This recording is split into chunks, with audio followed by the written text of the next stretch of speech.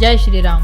भगवान कृष्ण चाहते तो महाभारत को रोक सकते थे, फिर भी उन्होंने महाभारत को नहीं रोका। यह प्रश्न कई बार अलग अलग अवतारों में भी पूछा गया है। इसका उत्तर भी उसी दर्शन ज्ञान में है जो कृष्ण ने अर्जुन को दिया था। कर्म का काल चक्र। मनुष्य कर्म के बंधन में बंधा उसी क्षण से है जिस क्षण से वह जन्म लेता है। और दूसरी बात यह है कि अवतार का अर्थ ही होता है उतरना, ईश्वर के पद से मनुष्य रूप में उतरना। तो फिर वो चाहे कोई भी हो, मनुष्य के रूप में जैसे ही बंधेगा वो कर्म के चक्र में फंस जाएगा।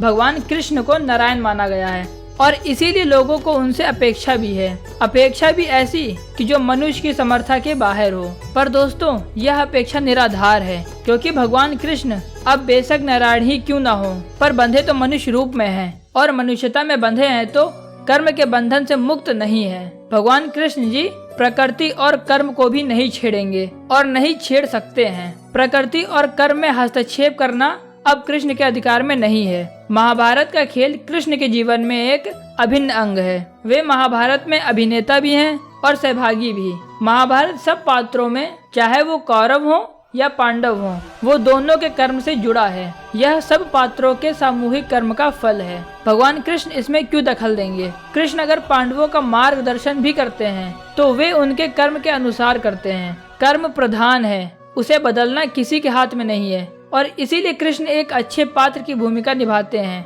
यहाँ तक कि वे स्वयं अपने कर्म को भी भोगते हैं। अगर कृष्ण महाभारत में हस्तक्षेप कर सैकड़ों की जान बचा पाते तो वहीं कृष्ण जी क्या अपने कुटुंब को न बचा पाते? और उन्हीं कृष्ण में इतनी क्षमता नहीं थी कि एक साधारण निषाद के हाथ से बच पाते। तो दोस्तों, ये सब कर्म का भोग है। अंतिम में कहने का अर्थ यह है कि जो जैसा बोएगा वो वैसा ही काटेगा।